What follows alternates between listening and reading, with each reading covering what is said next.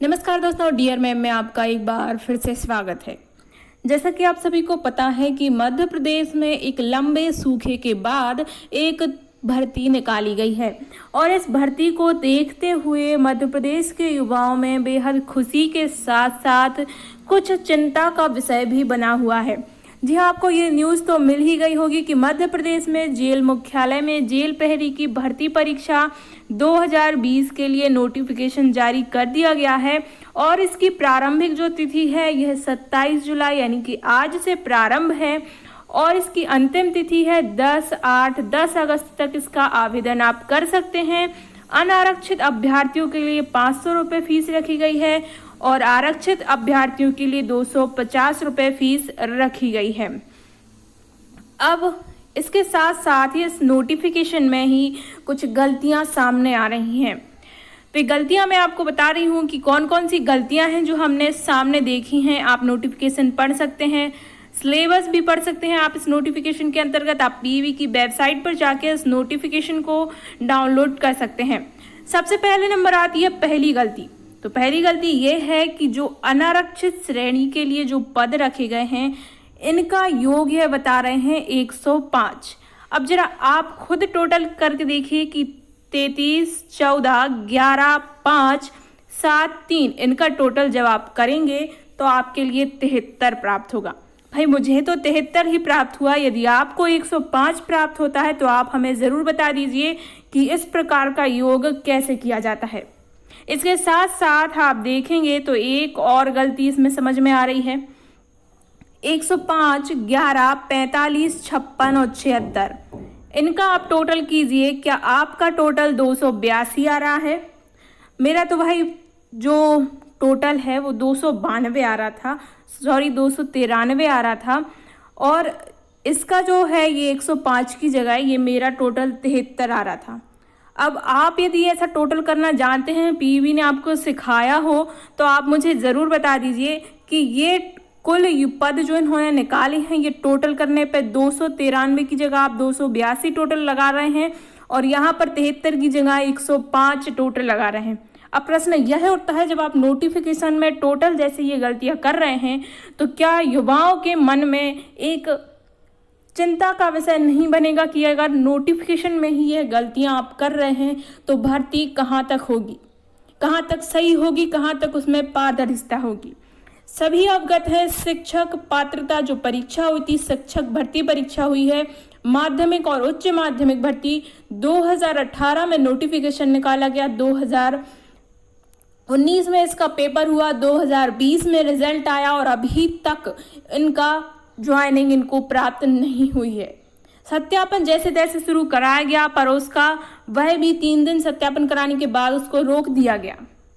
कारण सभी जानते हैं, बता रहे हैं कि परिवहन की सुगम व्यवस्था ना होने के कारण, जबकि सच तो यह है कि सरकार खुद नियम स्पष्ट रूप से नहीं बना पा रही थी और इस कारण उसे रोक दिया गया।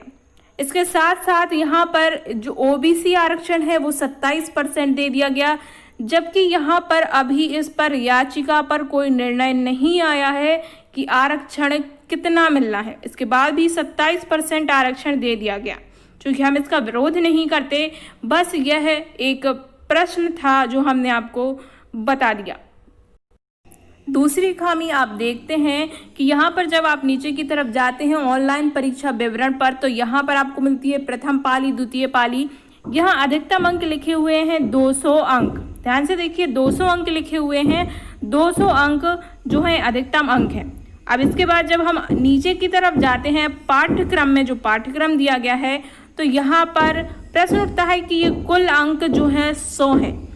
अगर अधिकतम अंक 200 हैं तो फिर यहाँ पर ये 100 अंक कहाँ क्यों लिखे गए, और अगर ये 100 अंक है तो बाकी के जो 100 अंक हैं वो कहाँ पर गए।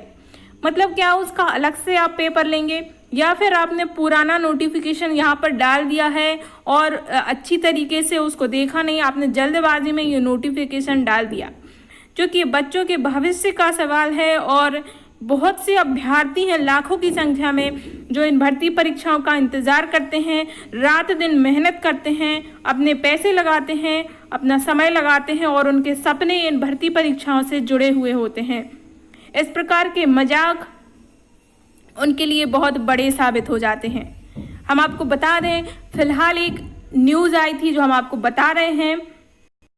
यह पत्रिका पेपर की न्यूज़ है और ये भिंड का मामला है कि 120 दिन में 28 लोगों ने आत्महत्या कर ली और इसका कारण बताया जा रहा है बेरोजगारी। मित्रों, इस प्रकार की खबरें अंदर से झकझोर देने वाली होती हैं कि युवा अपनी नौकरी के लिए इतना परेशान होता है और अगर ये एजेंसियां इस प्रकार का मजाक करती हैं युवाओं के साथ कि परीक्षा लेने के बाद उन्हें नियुक्ति नहीं देती या फिर परीक्षा में ही गड़बड़ियां करती हैं, तो ये उनके सपनों को चूर चूर कर देने वाला होता है। हम आपके लिए बता दें कि तनाव में आकर 28 युवाओं ने खुदकुशी कर ली और ये युवा अपने कारोबार और अपनी नौकरी छिन जाने के कारण परेशान थे। कोई अपनी नौकरी छिन जाने के कारण परेशान था तो कोई अपने रोजगार छिन जाने के कारण परेशान था। ये मामले बेहद डरावने हैं क्योंकि यदि इस प्रकार देश का युवा अपने इन परिस्थितियों से हार जाता है और इस प्रकार के कदम उठाता है तो हम पूछना चाहते हैं कि आखिर इसके लिए जिम्मेदार कौन है। क्या वह युवा इसके लिए जिम्मेदार है जो रात दिन सरकारी नौकरी का सपना लिए पढ़ाई करता है, या फिर उनके माता पिता जिम्मेदार हैं जो अपनी मेहनत का सारा पैसा अपने बच्चों की पढ़ाई में लगा देते हैं और यह सपना सजो के रखते हैं कि एक दिन उनका बेटा सरकारी नौकरी में जाएगा, वह भी ईमानदारी और अपनी मेहनत से। मित्रों, इस वीडियो को अपने दोस्तों के साथ शेयर कीजिए और इस प्रकार की और वीडियोस के लिए हमारे साथ जुड़े रहिए। इस चैनल को सब्सक्राइब कीजिए।